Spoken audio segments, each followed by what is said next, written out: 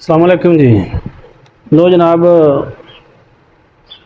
रब दी वंड, अल्लाह ताला दी वंड उन्हें जिन्हों जिथे रखे है और जिस मकसद वास्ते बनाया है वो जदों तजावज़ करे अपने उस ओहदे तो और अपने उस रूप तो या उस अपनी सोच तो जदों अगे वधे तो ਉਹਦੇ नुकसान किन्ने होंदे ने और किस तरह दे होंदे ने।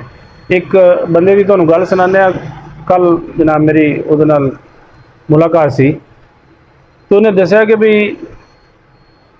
मेरी बीवी, ठीक है, हालांकि उन्हें मना किया है कि असी दोवे जनाब मेरी बाहर एक जगह के उत्ते जॉब करते सी, उत्थे साडी शादी हो गई और ठीक ठाक जनाब मेरी असी खुशो खुरम अपनी ज़िंदगी गुजार रहे सी।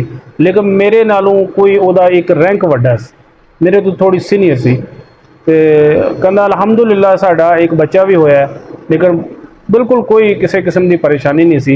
लेकिन एक दिन इस तरह होया है कि बई किसी वजह नाल घरेलू कोई इस तरह की जनाब मेरी कोई मामला सी, कोई लेन देन का, जिहदे विच उन्हें अपने रैंक नूं यूज़ करदे होया अपने ओहदे नूं उन्हें जनाब मेरी उन्होंने दबाण की कोशिश की और जने ने जनाब मेरी उन्होंने तलाक दे दी।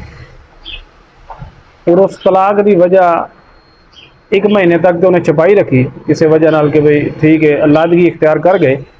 तो लेकिन उहदे उस चूँकि जाप इक्को जगह सी और उत्थे किसी दोस्त ने किसी सहेली ने पूछा कि भी तेरे विच हुण वो पहली गल नहीं, पहली वो जनाब मेरी चेहरे की रौनक नहीं और गल करन दा अंदाज़ तेरा वो पहला नहीं, 10-15 दिन 20 दिन तू तो यह नहीं कोई गल नहीं। उन्हें कहा नहीं कोई गल है। तो जिस वक्त उन्हें जनाब मेरी गल दसी कि भी मेरे जने ने मनो एक पेपर दे छड़िया है और मैं हूँ जड़ा हूँ उहदे नाल नहीं रह रही, मैं अलहदा रह रही हूँ। तो यकीन करो भी वक्ती तौर पर पता जे कोई बंदे अफसोस करने वास्ते बड़ी दुनिया तुहाडे कोल आवेगी, लेकिन अफसोस के नाल वो फिर जाके जिन्होंने बंदे ने उन्हें दसिया तो उस बीबी ने कहा कि मैं तुहानूं असल गल दसां कि ठीक 2 to 3 दिन के अंदर अंदर मेरा तू जड़ा सीनियर लेडी सी उहदा रवैया चेंज हो गया। मेरे महकमे दे मेरे नाल जॉब करने वाले लोग मैनू हकारत की नज़र नाल देखण लग पे और मुख्तलिफ जगह तो मैनू पता लग्या कि मेरा नंबर तक ढूंढते हैं पे कि भी हुण फारग है क्योंकि यदा जाना तो हुण नहीं रहा भी। तो एफो जी बीबी का लोग नंबर पता जनाब मेरी जिन्ना चिर वो माँ प्यो दे सी वो माँ प्यो दे सी, लेकिन हुण चूँकि शादी तो बाद वाला मामला जोड़ा ना ये बड़ा खतरनाक होता। कहती है कि कुछ रिश्तेदारों को पता लगा, उन्होंने रिश्तेदारों ने भी जनाब मेरी मेरे बारे च कोई हर किस्म का कोई अच्छा कोई गलत सोच रखनी शुरू कर दी।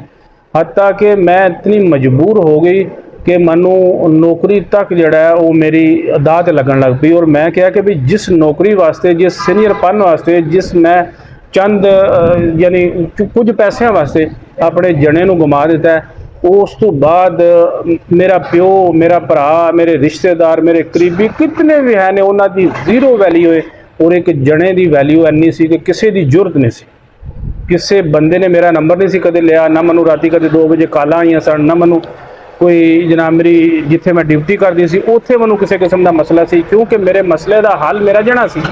बेशक वो जूनीयर सी लेकिन मेरा तो सीनियर सी। लेकिन यह चीज़ां जिंदगी दे विच बंदे नूं सोचनियां चाहिए ने कि कोई भी रैंक अल्लाह ताला ने दिता है ना, जॉब बड़ी वक्त की डिमांड है, लेकिन असल गल मैं तुहानूं दसां कि असल गल मेरे रब दी है जिन्हें वंड कड्डी है कि बीबी दा और मर्द दे विच जिहदी ड्यूटी जिथे लगी है ना वो उत्थे ही सोहनी लगदी।